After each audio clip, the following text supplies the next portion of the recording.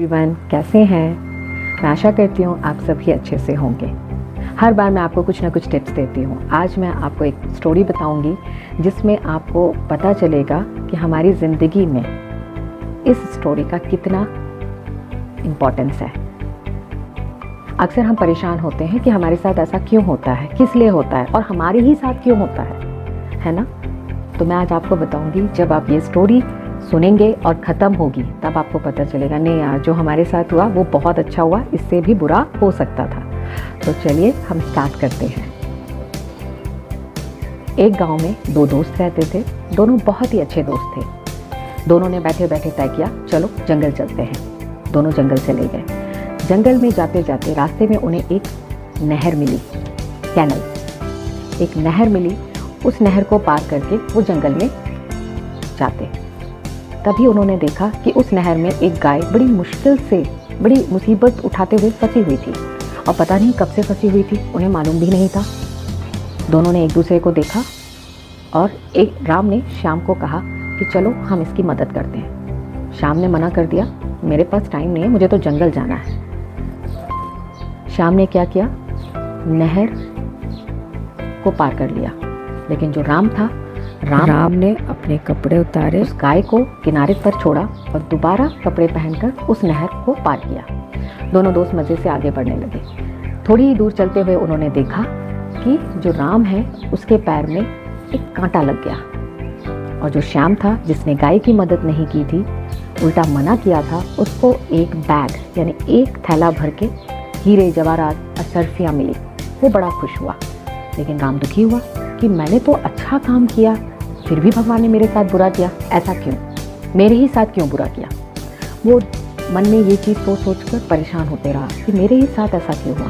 श्याम तो खुश था कि मुझे तो बहुत कुछ मिल गया, मैंने तो किसी की मदद भी नहीं की, कोई अच्छा काम भी नहीं किया, तो भी भगवान ने मुझे बहुत कुछ दे दिया।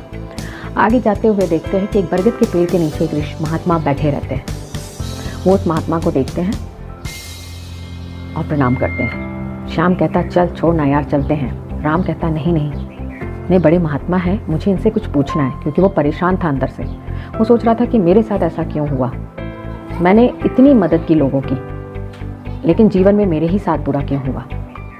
कुछ नहीं, राम बैठ जाता है और श्याम खड़ा रहता है। महात्मा जी थोड़ी देर बाद आंखें खोलते हैं और पूछते हैं कि बस तुम्हें क्या परेशानी है, तुम क्या मुझसे पूछना चाहते हो? राम कहता है, हम सुबह गांव से आ रहे थे, रास्ते में मेरे साथ ऐसा ऐसा हुआ, गाय फंसी हुई थी, इसने गाय की मदद भी नहीं की, लेकिन भगवान ने देखो इसको इतना बड़ा बैग दे दिया सोने चांदी अशर्फियों का, और मुझे बदले में किसी की मदद यानी अच्छा काम करने के बदले मुझे ये सजा दी कि मुझे कांटा लग गया। महात्मा जी बोलते हैं, रुको मैं बताता हूँ। महात्मा जी थोड़ी देर के लिए आंखें बंद करते हैं और फिर आंखें खोलते हैं और देखते हैं कि ऐसा क्यों हुआ।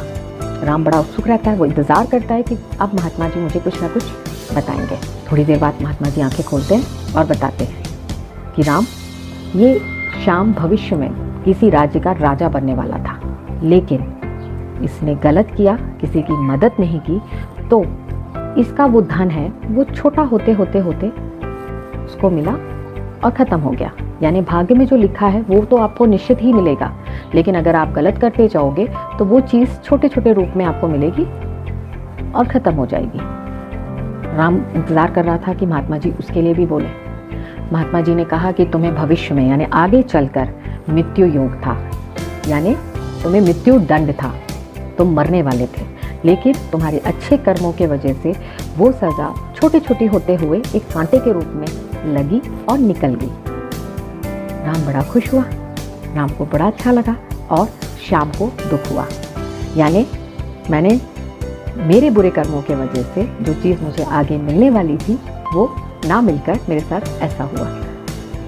राम को सुकून मिला और ये समझ आया कि जो हमारे साथ होता है वो अच्छे के लिए होता है। हमेशा आप ये सोचो कि हमारे साथ जो भी होता है वो अच्छे के लिए होता है, इससे बुरा भी हो सकता था। जैसे कि आजकल कोरोना हमारे पूरे वर्ल्ड पे छाया हुआ है। इस परेशानी से सारे लोग परेशान हैं। कई लोग कहते हैं कि लॉकडाउन नहीं करना था, ये नहीं करना था, वो नहीं करना था, स्कूलों की पढ़ाई अभी नहीं करानी थी, घर से काम नहीं कराना था। अच्छा है हमें वक्त पे पता चल गया और हमने प्रिकॉशन ले लिया। अगर हमें पता नहीं चलता तो शायद हम इस बीमारी से सफ़र करते, हमें कुछ हो जाता या हम अपनों को खो देते। इसीलिए हमें वक्त रहते इंफॉर्मेशन मिल गई और छोटे रूप में हमने इसको कंट्रोल करने की कोशिश कर रहे हैं, कर लिया है और हम जीतेंगे, ज़रूर जीतेंगे इस परेशानी से। या मैं आप सबको कहूँ कि अगर आपके टीचर्स या आपके ऑफिस के काम अभी आप कर रहे हैं तो उसमें नेगेटिव मत सोचो। जब लॉकडाउन ख़त्म होगा तो आप ये सोचो कि बहुत ज़्यादा काम करने से अच्छा है हम धीरे धीरे कामों को इंस्टॉलमेंट में करते जा रहे हैं ताकि बाद में हमें दिक्कत ना हो। आई होप आपको मेरी स्टोरी अच्छी लगी है। ये मोटिवेशनल स्टोरी है, आप अगर हर चीज़ में इसको देखोगे तो आपको कुछ ना कुछ पॉजिटिव मिलेगा, है ना। तो प्लीज़ अगर आपको मेरी स्टोरी अच्छी लगी हो तो प्लीज़ कमेंट कीजिएगा, लाइक कीजिएगा, शेयर कीजिएगा एंड सब्सक्राइब कीजिएगा ताकि आप मेरी अगली वीडियो को देख सकें। Thank you, bye bye.